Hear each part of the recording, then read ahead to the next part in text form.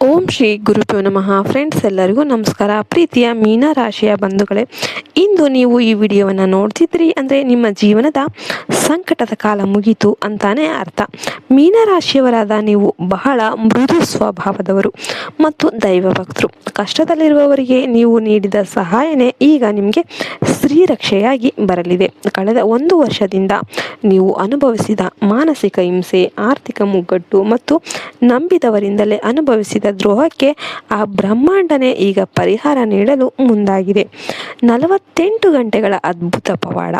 ಮೀನರಾಶಿಯವರೇ, ಮುಂದಿನ 48 ಗಂಟೆಗಳಲ್ಲಿ ನಿಮ್ಮ ರಾಶಿಯ ಅಧಿಪತಿ ಗುರುವಿನ ಕೃಪೆಯಿಂದ ಒಂದು ಅನಿರೀಕ್ಷಿತ ತಿರುವು ಅನ್ನೋದು ಸಿಗಲಿದೆ. ಇಷ್ಟು ದಿನ ಯಾರು ನಿಮ್ಮನ್ನು ಅಸಹಾಯಕರು ಅಂತ ಭಾವಿಸಿದ್ರೋ ಅವರಿಗೆ ನಿಮ್ಮ ತಾಳ್ಮೆಯ ಶಕ್ತಿ ಎನ್ನುವುದು ತಿಳಿಯಲಿದೆ. ದೈವ ಬಲವು ನಿಮ್ಮ ಬೆನ್ನ ಹಿಂದೆ ಇರೋದ್ರಿಂದ ನೀವು ಅಸಾಧ್ಯವೆಂದು ಭಾವಿಸಿದ ಕೆಲಸಗಳು ಈಗ ಸುಲಭವಾಗಿ ಪೂರ್ಣಗೊಳ್ಳಲಿವೆ. ಮುಖವಾಡ ಧರಿಸಿದ ಮಿತ್ರರ ಸತ್ಯದರ್ಶನ ಆಗುತ್ತೆ. ಮೀನರಾಶಿಯವರ ದೊಡ್ಡ ದೌರ್ಬಲ್ಯ ಅಂದರೆ ಅತಿಯಾದ ಭಾವುಕತೆ. ನಿಮ್ಮ ಈ ಗುಣವನ್ನೇ ಬಳಸಿಕೊಂಡು ನಿಮ್ಮನ್ನು ಮಾನಸಿಕವಾಗಿ ಕೂಗಿಸ್ತಾ ಇರುವವರು ನಿಮ್ಮ ಆಪ್ತರಲ್ಲೇ ಇದ್ದಾರೆ.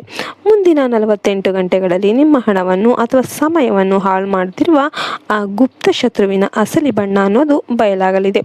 ಆ ವ್ಯಕ್ತಿ ನಿಮ್ಮ ಹೆಸರನ್ನು ಕೆಡಿಸೋದಕ್ಕೆ ಸಂಚನ ರೂಪಿಸ್ತಾ ಇರುವುದು ನಿಮಗೆ ಸಾಕ್ಷಿ ಸಮೇತ ತಿಳಿಯಲಿದೆ.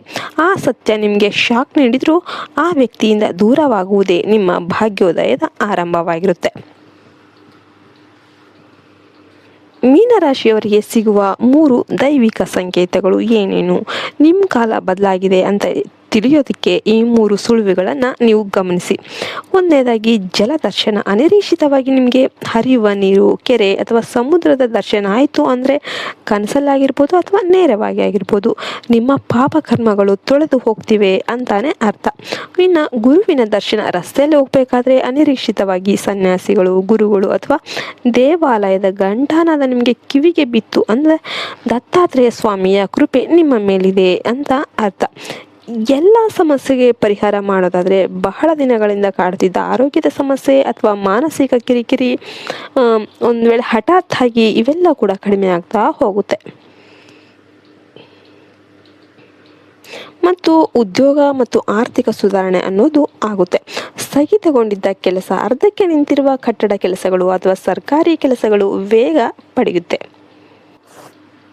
ಸಣ್ಣ ಹೂಡಿಕೆಗಳಿಂದ ದೊಡ್ಡ ಲಾಭ ಸಿಗುವ ಸಾಧ್ಯತೆ ಇದೆ. ಯಾರಾದರೂ ನಿಮಗೆ ಸಾಲ ನೀಡಬೇಕಿದ್ರೆ ಅದು ವಾಪಸ್ ಬರುತ್ತೆ. ಇನ್ನು ಸಂತಾನ ಭಾಗ್ಯ. ಮದುವೆಯಾಗಿ ಬಹಳ ದಿನಗಳಾದರೂ ಕೂಡ ಮಕ್ಕಳಾಗಿಲ್ಲ ಅಂತಂದವ್ರಿಗೆ ಈ ಸಮಯದಲ್ಲಿ ಶುಭ ಸುದ್ದಿ ಅನ್ನೋದು ಕೇಳಿ ಬರುತ್ತೆ.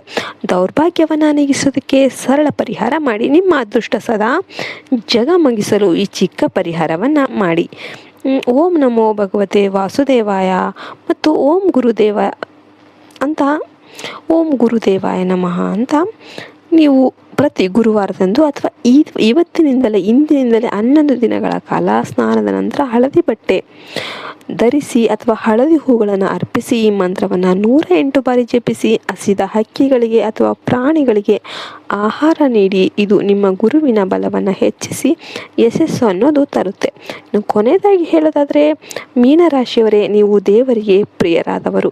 ಭಕ್ತಿಯನ್ನು ಬಿಡಬೇಡಿ, ನಿಮ್ಮ ಗೆಲುವು ನಿಶ್ಚಿತ. ಈ ಮಾಹಿತಿ ನಿಮ್ಮಲ್ಲಿ ಹೊಸ ಭರವಸೆ ಮೂಡಿದರೆ ಈಗಲೇ ಕಮೆಂಟ್ ಬಾಕ್ಸಲ್ಲಿ ಓಂ ದತ್ತಾತ್ರೇಯ ನಮಃ ಅಂತ ಬರೀರಿ. ಈ ವಿಡಿಯೋವನ್ನು ನಿಮ್ಮ ಆಪ್ತರಿಗೂ ಶೇರ್ ಮಾಡಿ. ಪುಣ್ಯವಂತರಾಗಿ ವಿಡಿಯೋಗೆ ಒಂದು ಲೈಕ್ ಕೊಟ್ಟು ಓಂ ದತ್ತಾತ್ರೇಯ ನಮಃ ಅಂತ ಕಮೆಂಟ್ ಮಾಡಿ. ಜೈ ಹಿಂದ್, ಜೈ ಭಾರತ್ ಮಾತೆ. ಹರಿ ಓಂ ತತ್ಸತ್. ಸರ್ವೇ ಜನೋ ಸುಖಿನೋ ಭವಂತು.